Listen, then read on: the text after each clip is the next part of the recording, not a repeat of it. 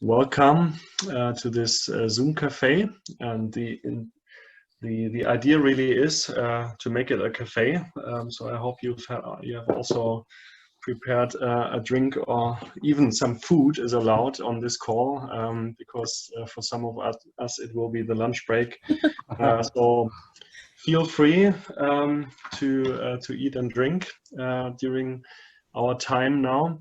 And without further ado, I can just say we're really delighted from the EEA Bonn office side that Seán agreed to share his experience with us traveling on the Camino.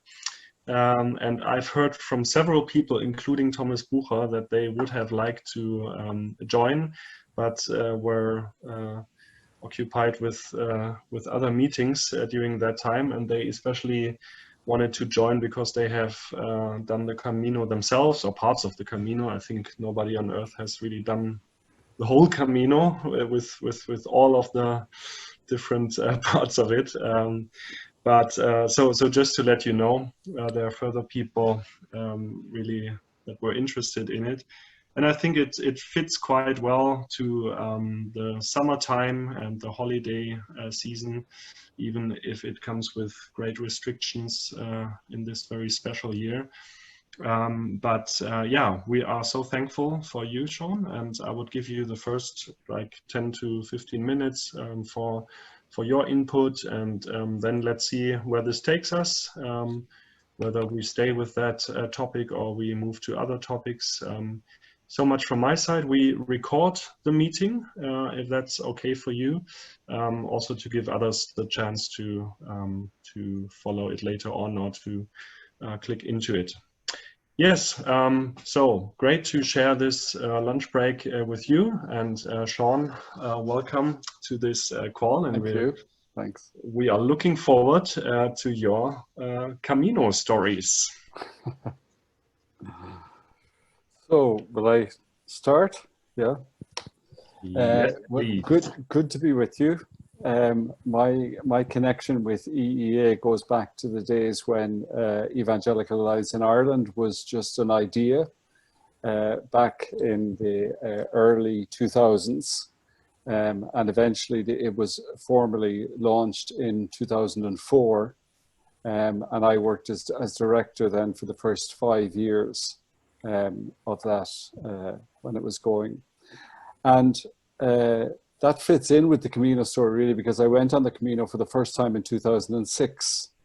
And it was probably the 2 years coming up to, or probably the 2 busiest years of my life. So I was working full time as a pastor in a church and also working as director of EAI.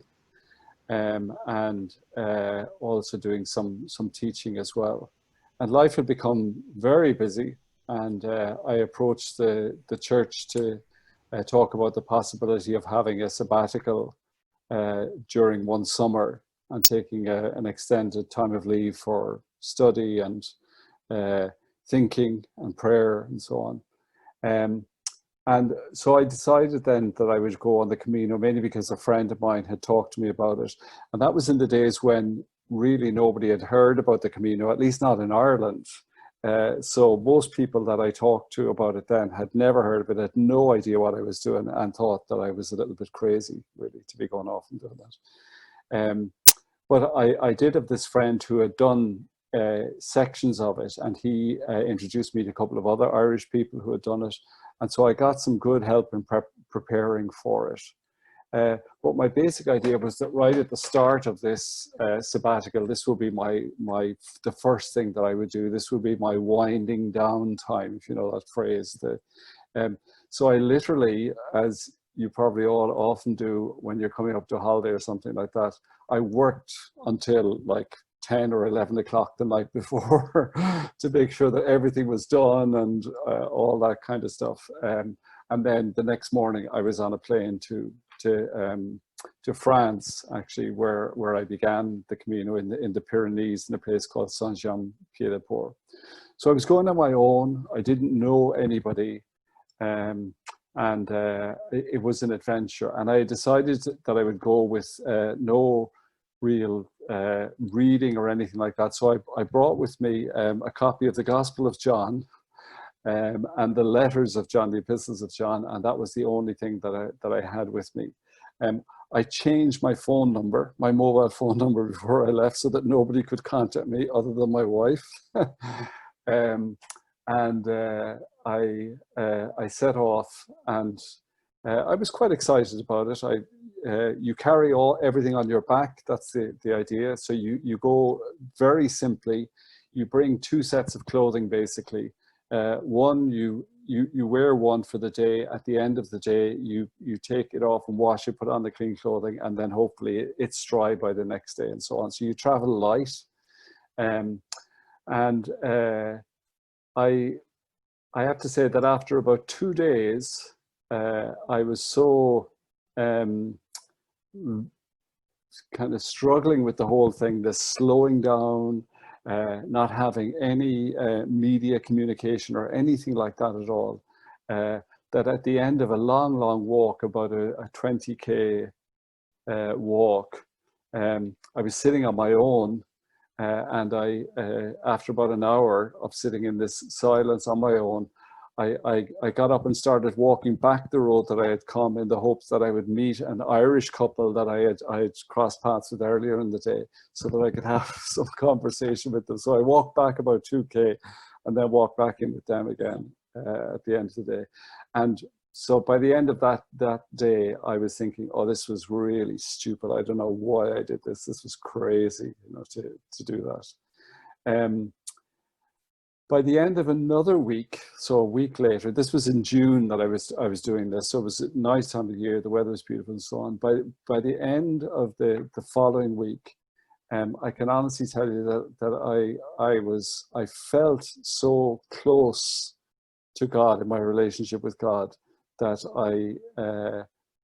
for the first time ever in my life, I said to God, okay, if this is all there is, this is more than enough for me. This is, the level of peace and of joy and a sense of well-being that just pervaded my whole being, was extraordinary to me anyway. It wasn't part of what I had normally experienced. And part of that was the relationships that I experienced with other people. So on the Camino, part of the protocol is that you meet people, you talk to people. Very often you get into deep conversations, you don't even know the person's name. And the way it works is that you could meet someone, walk with them and talk with them for a couple of hours, and then you literally might never see them again. Because if they're walking faster than you, or they're walking slower than you, and you're not staying at the same place at the end of the day, then you can easily end up not seeing them again.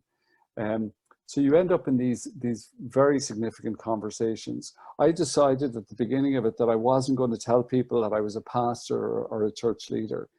So I just said I was a community worker if anyone asked me. And I did that because I didn't want there to be kind of a set agenda, that we would just get to know each other as people. Very few people asked me what I did, actually. Everybody would ask you, so what brings you to the Camino? That was the kind of question. And so it was very easy to talk about that.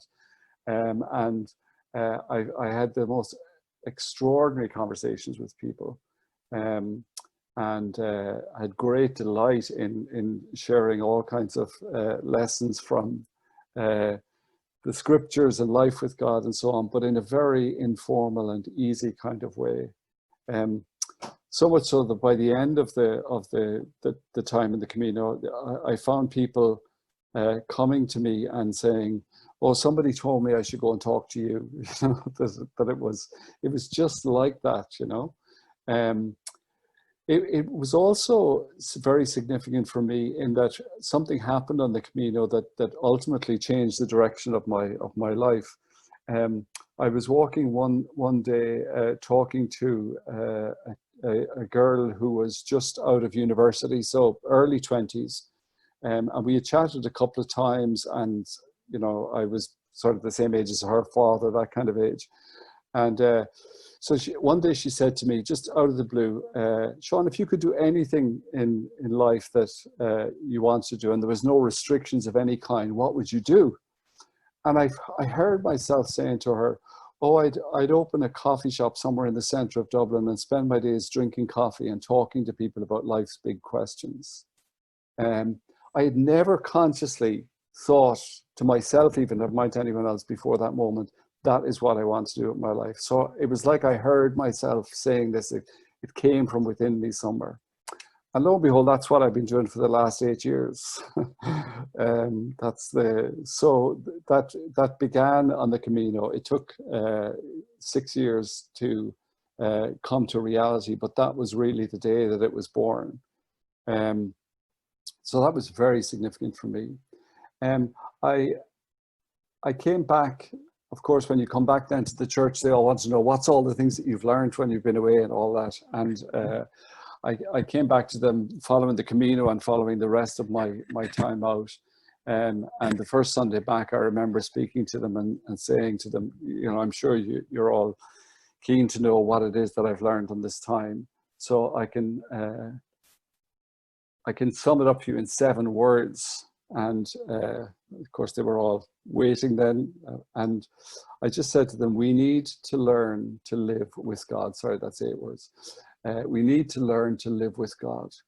And I realized that a lot of my time up until that point, at that stage, a follower of Jesus for probably 26, 27 years, had been spent treating my relationship with God as though it were some kind of thing that had to be managed in some way, sorted out, fixed in some way mechanically, instead of treating it as a relationship like my marriage that is something that, you know, every day you're learning what it is to live together, what it is to be together, what it is to do life together. And I think that's what I came back with from the Camino, this sense of life. All of life can be lived with God. Yes, the special moments, the sacred moments, but all the other moments as well. All the moments when you're just walking the road. And that's the thing about the Camino, is that most of the time what you're doing is just walking on the road. It's the most ordinary, everyday thing that all of us do probably every day. And that was very significant for me.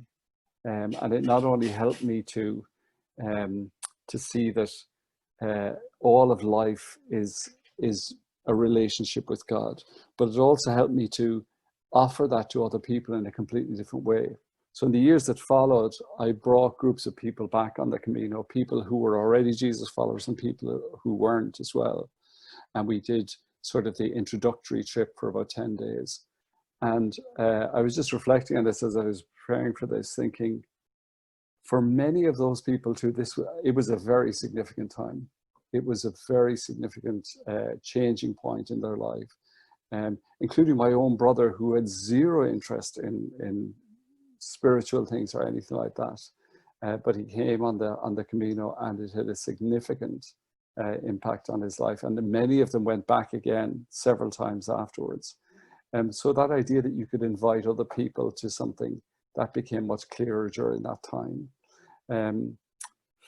So that's the story. I could go into more detail. If some of you are thinking about it, you might have practical questions, feel free to ask them. I'm happy to share anything more that you have questions about. Thank you so much, Seán. I'm just going to move, excuse me, because my wife just came in, so I need to move rooms. No problem. That was really inspiring and deep. Thank you. Gave us a little Camino experience in this 15 minutes. So thanks for sharing. Indeed, if there are any questions to Seán directly, we can take them. Otherwise, I would have a couple of reflection questions for us, but I'll first wait and see whether anyone has a practical question: where to fly, how to do it, where to stay. I recognize not only working till 11 o'clock, but often 1 o'clock in the morning or something the night before a holiday. So I'm well used to that. And I can also imagine the change. But I mean, from your desire of turning around and going back again till saying, if this is it, it's enough for me. What do you think were some kind of key elements or movements or steps or whatever? Because I guess they were in some way out of your hands to orchestrate them. It's something that the Spirit did. But could you please describe that kind of a radical process? Yeah, sure. Great question, Ole Magnus. Thank you. I think part of it was just allowing myself to settle into the rhythm of the Camino, of the day. So the day has a very definite rhythm to it, in that you tend to get up early, particularly that time of year, because you want to walk before the heat, before it gets too hot. So the aim is to start early and to arrive by midday or early afternoon, and then to get some extra rest then. You get a sheet at the beginning that advises you on the distances, on the length of the time that you have, and so on. And so it's allowing yourself to come under the disciplines and the rhythms and the patterns of the day, the waking, the speed at which you walk, knowing that if you're going to walk with somebody has to adjust their pace, you know. So just learning to do that. The first 2 days I was walking way too fast, and you know, not taking in anything like as much as I should have, because I was kind of anxious to get there and uncertain. So learning to adjust my rhythm, learning to slow down within myself, not just physically, but I think physically slowing down helped me to slow down inside as well. I remember one particular day, it was probably about day 4.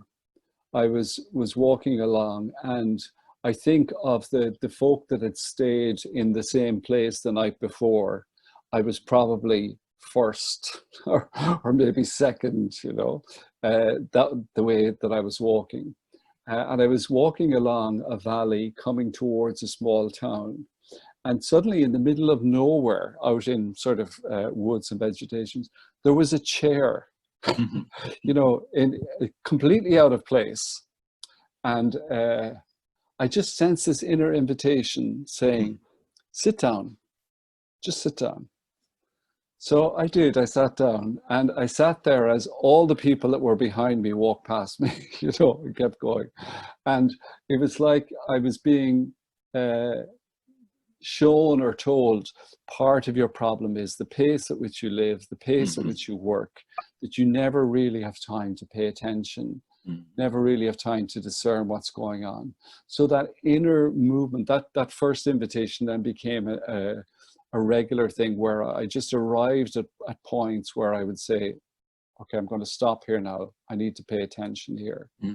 And so much so that one morning, I know this all sounds a little bit idyllic. I had blisters as well. I had, you know, my rucksack got heavy at times. It wasn't all wonderful. But there was a morning when I stopped. I walked out of the woods and I stopped at this field of green corn or wheat or something like that, with poppies growing up through it. So there was this green and red picture before me. And it was just absolutely beautiful.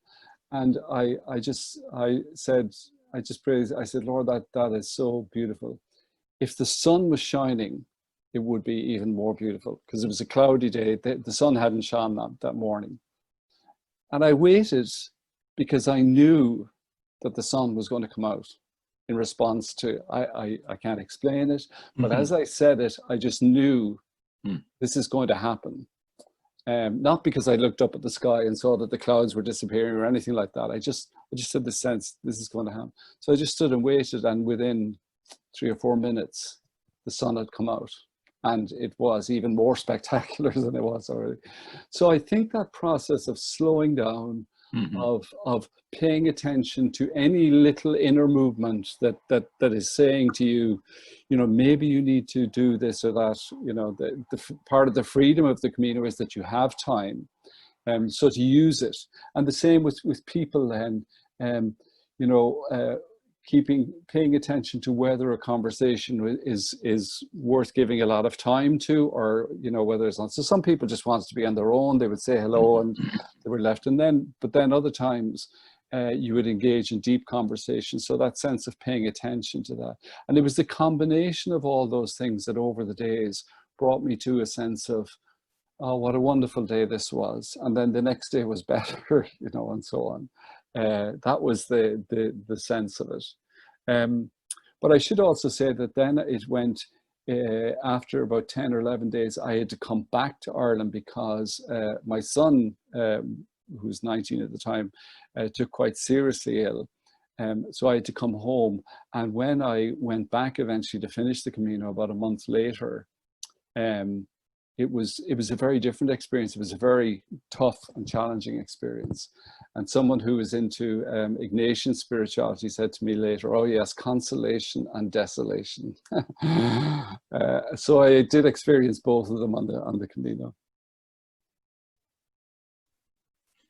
Thank you. Thank you, Seán. That's beautiful. Thank you for sharing. Yeah. I have one question to that. As I understand, the coffee shop in Dublin came out of this experience of the Camino, and I would be interested to know in what way is that reflected in the coffee shop, like that you experience those people coming into the coffee shop, you have conversation, they are leaving. Is this also some kind of Camino you go with those people coming and leaving, or how is that your experience of the Camino reflected in your coffee shop? Yeah, a very good question. I think to some extent it is, in that there are significant conversations that take place, and some of them with people who are just passing through. But more of what it's about is the long-term relationship. So we set it up in a part of the city that was socially at the time going through very difficult times, and it was intended as something that would bring life and community to that part of the city. So our focus is on long-term relationships with people who use the place regularly. But there is a sense of you don't know why anybody, when you're on the Camino, everybody is there for a reason, but you have no idea what the reason is, you know. So that's where the conversations come in, you know. And so it's a bit like that in our place in Third Space. It's as you get into a conversation, you don't know where it's going to go.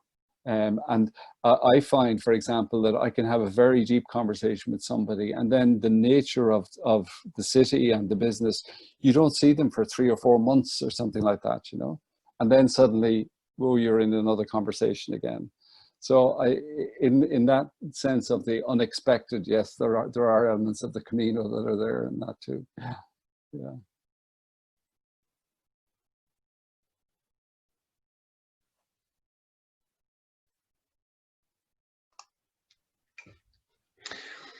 I have a question for us, as we've heard your Camino story.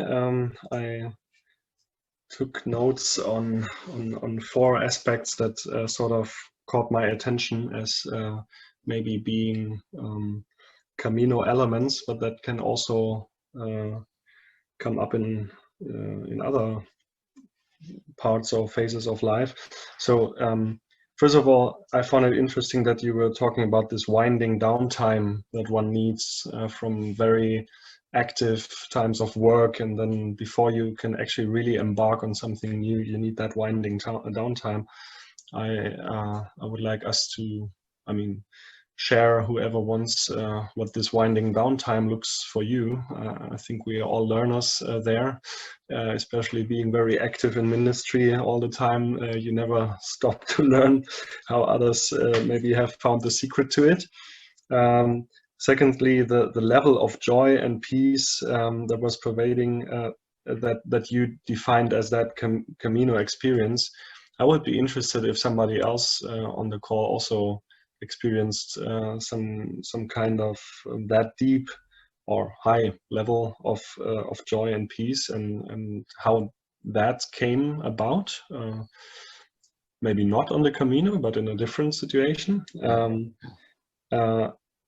Thirdly, I was really intrigued by you talking about these significant conversations in life, and how one conversation, even one question of a person that you might never meet again afterwards actually changes the course of your life. I would really be interested if somebody else had a conversation like that that he or she wants to share about. And then what you said at the end, I found that really deep. This stopping and paying attention. I think in that moment it was about the nice field of flowers and the sun coming out. But that's something I also experience in my ministry and daily work, that sometimes you get this sort of little voice whispering in your ear by God, hey, stop and pay attention now, make time for whatever is now. So I would also like us, if anybody has a story around stopping and paying attention.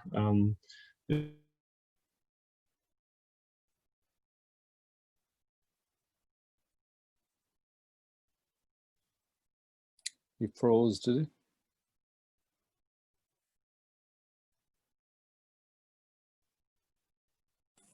I don't hope we've lost him.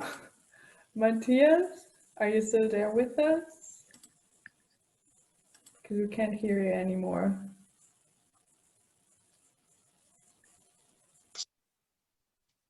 Oh, back again. Back now. I'm sorry. Where I live in Germany, the internet stopped and paid no attention today due to a storm that we have here. So I'm logging in through my mobile phone. So sorry for that. Okay. But I hope the basic idea came across to these four aspects.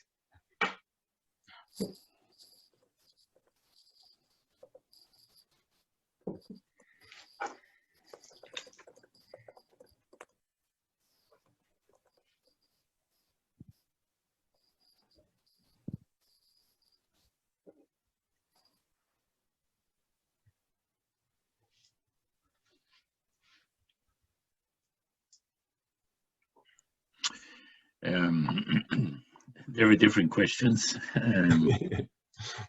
many.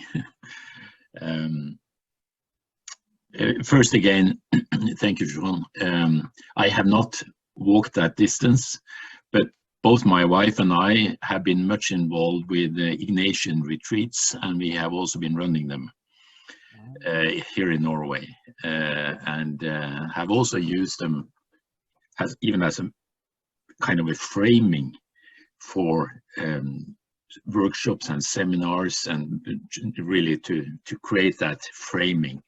So I'm used to it. The most vivid description of this kind of walk I've got daily from Evy Rådeman this summer, who worked daily with and described her blisters. So I know that. I think one verse I've been pondering much about this summer, that I wouldn't say it's a trick, but at least it has become real to me in another way, is from Ephesians 3:20-21 in the Message translation, because this is about what God can do, far more than you could ever imagine or guess or request in your wildest dreams. And then it says, he does it not by pushing us around, but by working within us, his spirit, deeply and gently within us. And I love that way of saying it. when God does something, he does it not by pushing us around from here to there and up and down and in a speedy way, but by working within us, his spirit deeply and gently. And it's become more of a, I would say, a prayer, and also because of his isolation these days, and even new opportunities just to, yeah, I would say even be more aware of this gentle inside movement, because being an ENFP and number 3 in the Enneagram, I tend to push around all the time, and can easily also be pushed by others because I want to be there and be available or whatever. So this gentle, not pushing, to see that that's kind of the wavelength. Not totally new, of course, but this verse has really inspired me to listen more to this God's way of operating. Mm-hmm. Mm-hmm.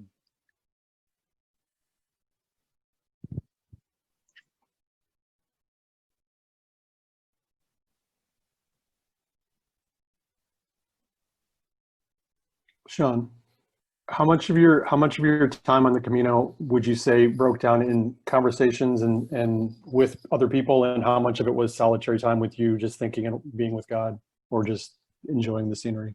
Yeah, I would say about 60-40, 60% on my own, 40% with Okay. other people, that kind of thing.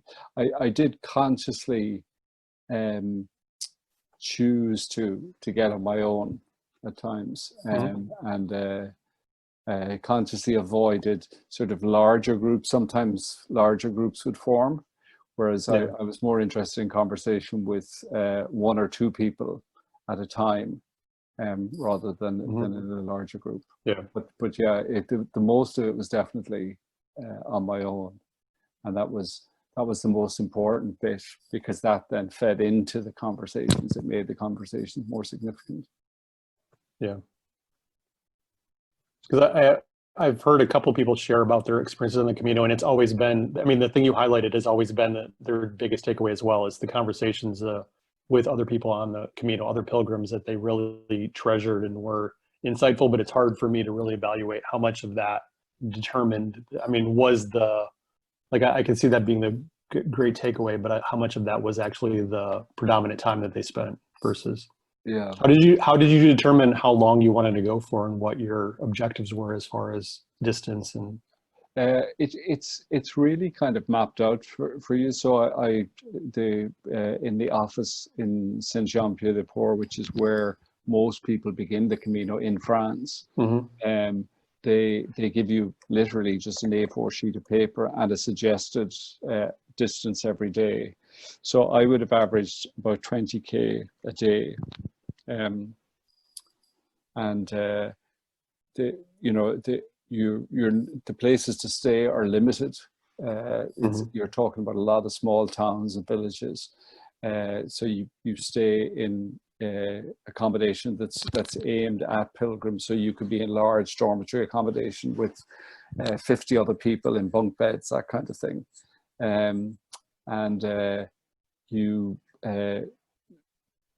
I think that most people would have followed that kind of route, but you do have choices sometimes. Will we go another 5k to the next place, or will you stay here? That kind of thing. And I did need reminding that it wasn't a kind of an endurance test either of your speed or your strength, and there are definitely folk who go with that sense. That you find people talking about so and so did the Camino in 15 days or whatever, that kind of thing. Well, if that's what you're going for, then that's fine. But I had to consciously make sure that I didn't adapt that sort of posture.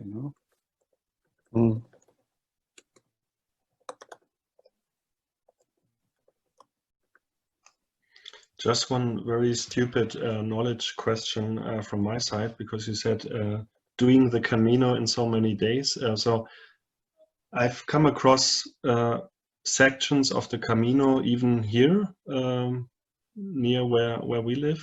So are there different Caminos, or is, I mean, it seems to be a European-wide network of paths, but then there's this classical final section probably of the Camino, isn't it? Yeah, the most popular Camino, so there, you're right in saying there are lots of different routes, because the tradition was that people traveled to Santiago de Compostela. That was where they were heading. So there was routes from all over the place to there, and some of them became more marked out than others. So the most popular route, which is the one that I chose, is called the Camino Frances, because it begins in France. But on day one of your walking through the Pyrenees, you cross over the border into Spain. So it's about 30 days walking. And that's from Saint-Jean-Pied-de-Port to Santiago de Compostela. And then there's another collection of kind of the more popular routes. There's one that runs along the north coast of Spain. There's one that runs up from Portugal. There's one that runs through France and joins that other road in Spain. So those would be the main ones. But then, like you say, people have told me about a Camino in Switzerland, and so on. And here in Dublin, there is a St. James's Church, where traditionally the pilgrims would have gone to have their card marked before they would set out by boat to travel over to the continent, and then to walk from there to Santiago. So yeah, there's a lot of, and I think there's even some in Scandinavia. I've heard people talking about routes within Scandinavia.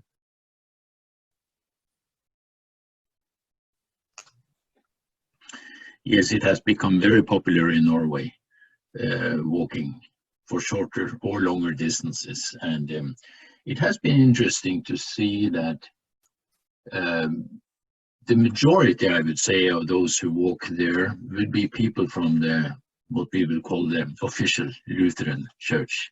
Okay. That may often have been less involved in kind of, what should we call it,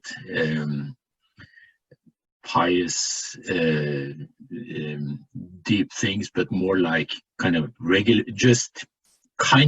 church goers, but not so committed maybe as people in some of the mission agencies and organizations and networks. But this has really served, I would say, a strong revitalization of many, I would say, of us. I'm part of it. So it really seems to serve the kingdom here in Norway. Right. To put it simply. That's an interesting point you're touching on, Ole Magnus, because I also had this thought, if I'm honest, in my head. I mean, it is some kind of a spiritual holiday that you can take. But at the same time, I mean, this is a little bit provocative now, it's something between you and God, where people could also say, well, isn't that a little bit selfish? I mean, you can spend your 3 weeks in summer in a mission organization, reaching out to people, caring for kids, building up homes, whatever, yeah. And this might be a much more spiritual holiday instead of walking and contemplating. So that's an interesting point also in terms of who does it, sort of denomination-wise, confession-wise, and then also is there a generational aspect to it? From my experience, I could say I know young and old people who have done the Camino, so it's mixed in my experience. Yeah, but I just wanted to share that little provocative thought there, maybe.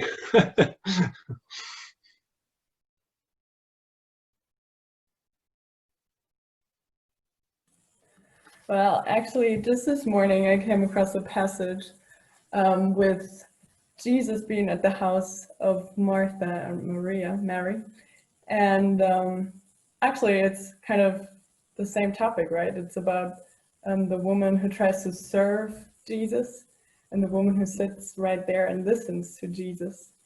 And I was really touched by that passage again, because I kind of felt like I kind of had that image of Jesus who's like sitting there with love and compassion for me. And he's just like waiting for me to give him attention throughout my day, throughout my busyness, throughout all that I'm doing. And I really felt again that I really want to, give attention to him during my day. And I think taking times like this to really revitalize your relationship with him, to look at him and to pay attention, is really crucial. And this is what he has called us to do, to be in community with him. And that's the first and foremost thing he wants us to do.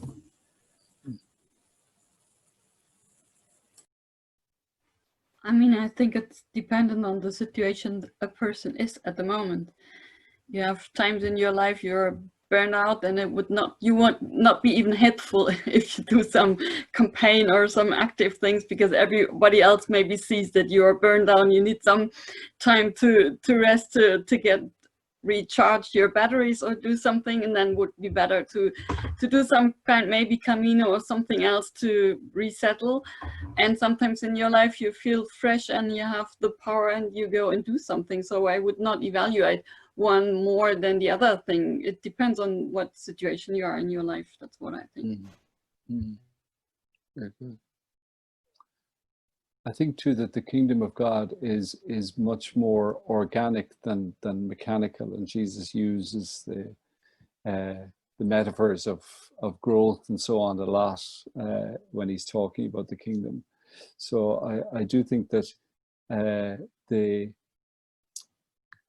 what came out of the Camino, in my experience, and I don't think that's particularly unusual. I think that many others would say the same thing. In terms of the long-term results, were far more than perhaps a lot of the projects that I've given time and effort and invested in. Even though that wasn't the plan or the intention, that's not why I went to do it. But there is that sense that the kingdom of God, when God is at work, we have no idea exactly what growth is going to take place or how it's going to take place, and so on. So there is an element of unknown, or the mystery to it. That's Jesus says the man who sows the seed, and then night and day, whether he sleeps or gets up, whatever he does, all by itself the seed produces the crop. And I think that is true.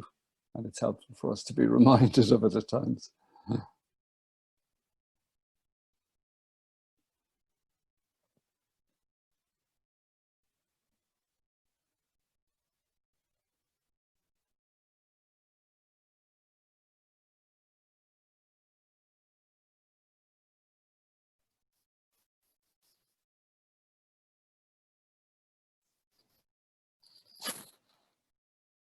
Seán, how did starting with the Camino impact the sabbatical you took afterwards, or how did it really help in your sabbatical time? It really changed what I was going to study. It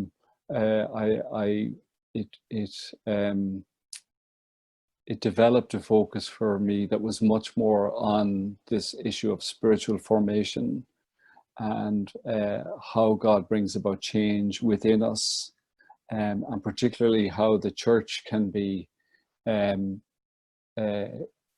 set up in such a way or run in such a way that it encourages those processes. So it kind of the thing that I was just talking about, actually, it moved it from being more mechanical to more organic, more movement focused. And that was true also in relation to Evangelical Alliance, which we had worked very hard to set up and had been trying to work out a structure that would work for us and all of that. And I would say for the 3 subsequent years, my focus was a lot more on the movement side of it than on the organizational side of it. And that would have come out of the studies as well that followed the Camino. Thanks.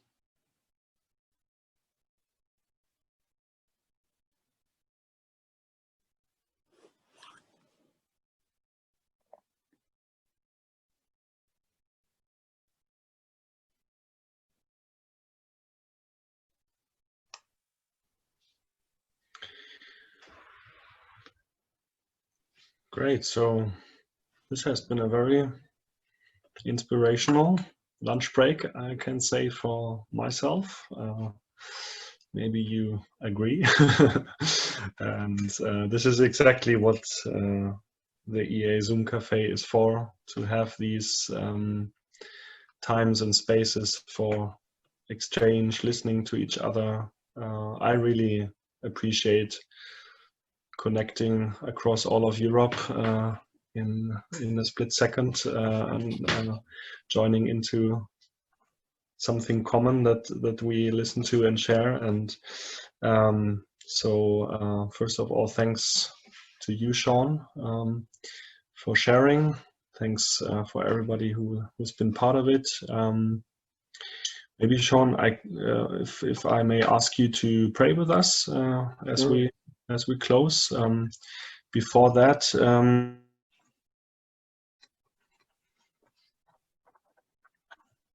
Wow. So I'll do that while we're waiting for Yes. you to come back, will I? While he's melting. Yeah. So, Father, thank you for this time, and thank you for, as Matthias just said, the opportunity in the middle of a day to pause like this and to reflect on what you do, how you do it, and how you are doing it in our own lives. And I pray that each of us, as we walk through the rest of the day, that we might do so with a heightened awareness of that activity in our own lives and also in the lives of those with whom we will be in touch through the day. And I pray that would become more and more our pattern within our own lives, that we have this sense of knowing when we are being spoken to, touched by you, knowing how to respond, and knowing what that means then for our neighbor, for those whom we are called to love, with the love that we have received from you. So help us, we pray, and I pray a blessing on EEA and all of the work that goes on. Thank you for it. In Jesus' name. Amen. Amen. I'm back. Isn't that the lovely thing, to be silenced in order for prayer to take place? Very fitting moment. All right. I just wanted to say, I have to ask sort of from the formal side whether you agree that we put the recording on the EEA website, because obviously you will be shown with picture and name in the recording. So feel free to say no. That is obviously your free choice.